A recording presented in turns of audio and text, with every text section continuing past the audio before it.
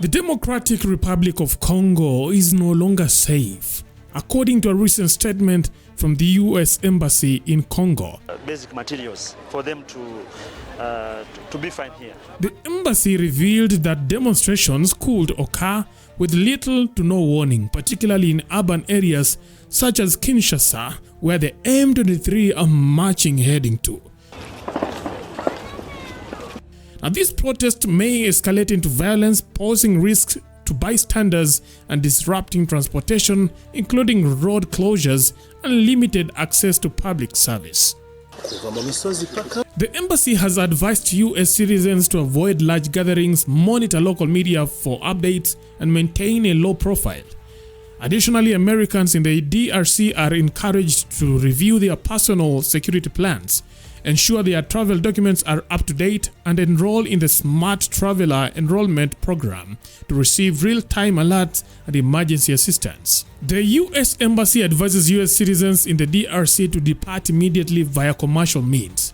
Due to the security situation in Kinshasa, the US Embassy will not be conducting any visa interviews and will not be able to offer routine services for US citizens. Make sure that you and your family's travel documents are in order and essential items are packed in bags that you can easily carry. We understand that border crossings remain open for transit and many flights are departing from Ndjili Airport in Kinshasa. Read part of the statement provided by the US Embassy in Congo. Meanwhile, clashes between the M23 rebels group and Congolese armed forces in eastern DRC have escalated, prompting the Office of the High Commissioner for Human Rights to raise alarms over the increasing use of rape and sexual violence as weapons of war by the warring factions. The ongoing crisis in the region shows no signs of abating, with tensions between the Congolese government and the M23 rebels continuing to rise. The DRC government has labeled the M23 as a terrorist organization, while the UN and the United States classify it as an armed rebel group. L'Est de notre pays. Rwanda's defense forces, in support of their M23 puppet militia, continue their terrorist operations on our soil, spreading terror and devastation among our people. The DRC government has repeatedly accused Rwanda of backing the M23 rebels, a charge Rwanda vehemently denies. In turn, Rwanda alleges that the DRC collaborates with the Democratic Forces for the Liberation of Rwanda, a Hutu armed group linked to the 1994 Rwanda genocide, an accusation the DRC has rejected. And he has a force that has been fighting alongside FDLR and has been fighting the M23 on the instructions of Tshisekedi, because these are people who are not supposed to be in Congo, that these are from Rwanda, or the M23 are not Rwandans, please. These are Congolese, and one time he accepts it, then another time he says no, part of it is yes, and then the other part is from Rwanda, and these are he keeps on. And how do we, leaders of our own countries, accept this to go on forever and just accept that we shall be manipulated by Tshisekedi or whoever is supporting him? Military operations in the region remains volatile, with the frequent clashes causing mass displacement and humanitarian concerns. Analysts warn that the ongoing instability threatens to exacerbate the regional conflict.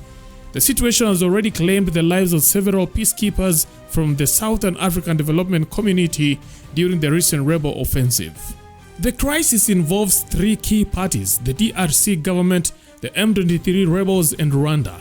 Each party has accused the others of fueling the conflict, while simultaneously claiming military or strategic gain. In a safe place.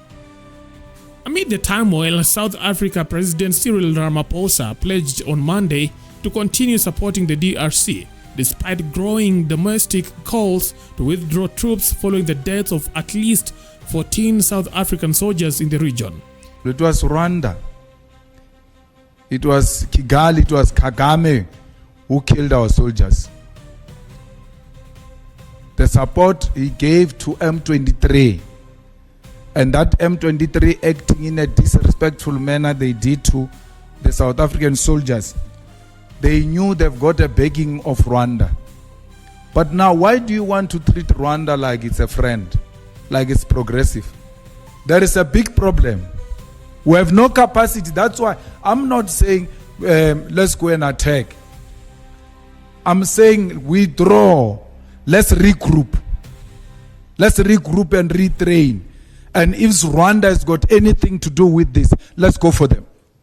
Because we're not going to have Rwanda dictating to us. And Kagame speaking to Cyril the way he was doing.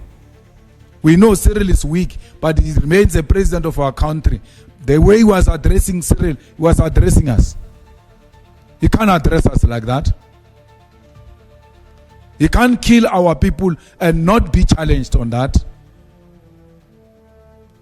And SADC agrees that the Rwandan army had something to do with what is happening there. The situation remains highly fluid, with no immediate resolutions in sight.